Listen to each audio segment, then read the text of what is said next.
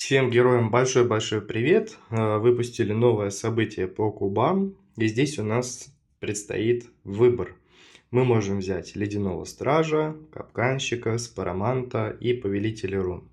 Сейчас я вам расскажу, в каком порядке нужно забирать героев.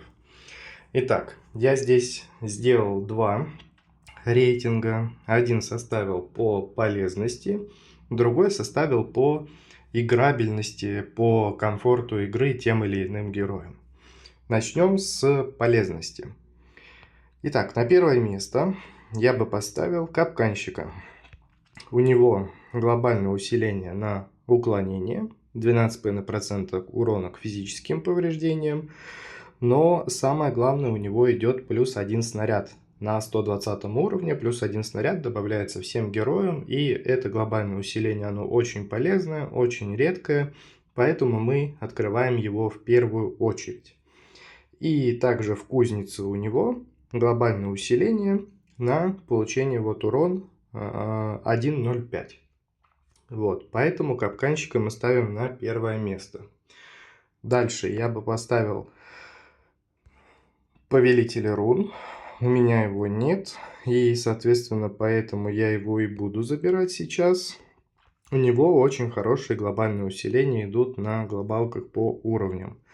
Дополнительный урон замороженным врагам 1.05, плюс 1.05 по горящим врагам, и урон, наносимый оглушенным врагам, также 1.05. То есть 3 раза по 1.05, поэтому ему отдаем почетное второе место. На третье место, здесь уже немножко посложнее, я бы поставил, наверное, Спараманта, потому что у него ориентир идет на, чисто на урон, да, у него плюс 20%, еще плюс 20% и еще плюс 40%. В кузнице у него глобальное усиление ни о чем, там 50 очков к здоровью добавляется, и поэтому я ему отдаю третье место. Но можно также на третье место поставить и Ледяного Стража. У меня его тоже нет. И вот почему. Здесь есть один нюанс. Он у нас дает что? Плюс 50 здоровья 2 раза на 50 и 70 уровнях. На 120 уровне плюс 10 защиты. Это, конечно, полезно, да. Здесь спору нет.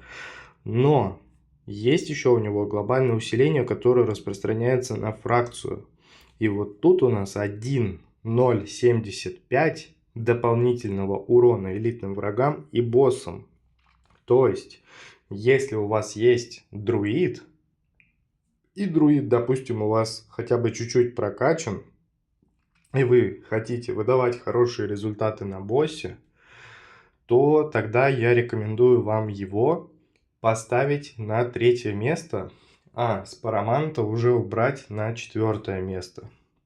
Тут все вот так вот сложно, не очевидно и индивидуально, поэтому вот такой вот рейтинг, да, получается.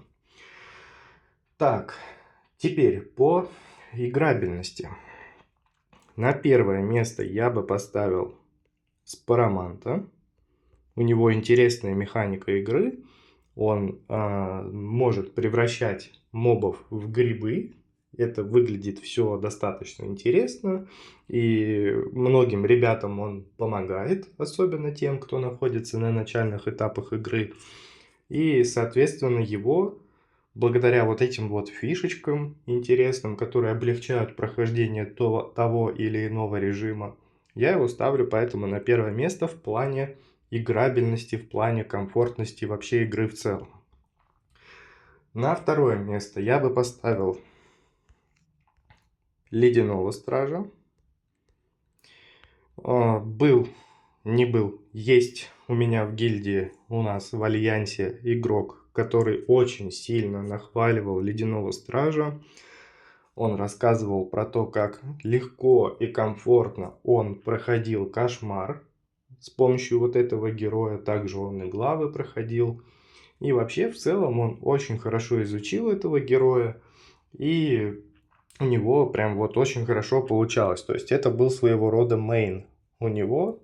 И Поэтому вот ставим его на второе место. То есть доверимся вот так вот, не глядя. Я не пробовал, не тестировал, но судя по описанию скиллов, здесь можно прочитать, тут все посмотреть.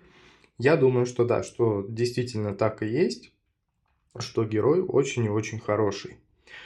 На третье место ставлю капканщика.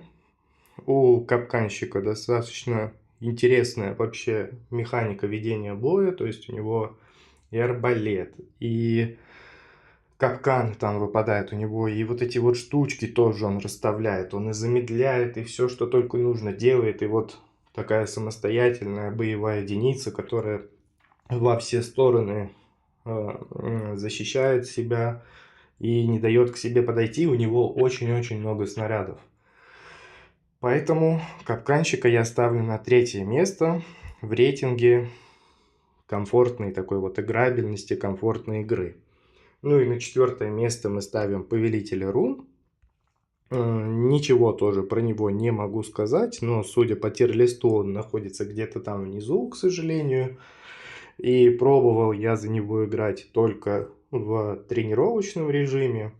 Скоро выпущу на него обязательно обзор, тут осколков на него более чем достаточно, кузницу прокачивать не надо, поэтому поделюсь обязательно с вами первым впечатлением и расскажу про него более подробно в обзоре. Так, ну и давайте подведем итог. Так, но прежде чем подведем итог, приходите к нам в группу, заходите, всех вас жду. Вот название вот здесь у нас. Ссылка тоже будет внизу, в описании, в комментариях, в шапке профиля.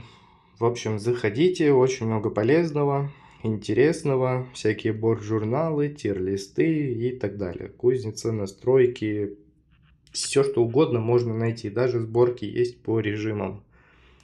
Поэтому заходите, всех вас жду. Итак, подводим итог. По полезности. Капканчик, повелитель, спаромант, либо ледяной страж, в зависимости от ситуации. По играбельности спаромант, ледяной страж, капканщик и повелитель рун. Надеюсь, что этот ролик вам поможет сделать правильный выбор. А у меня на этом все. Прощаюсь с вами. Всем пока-пока. До новых встреч.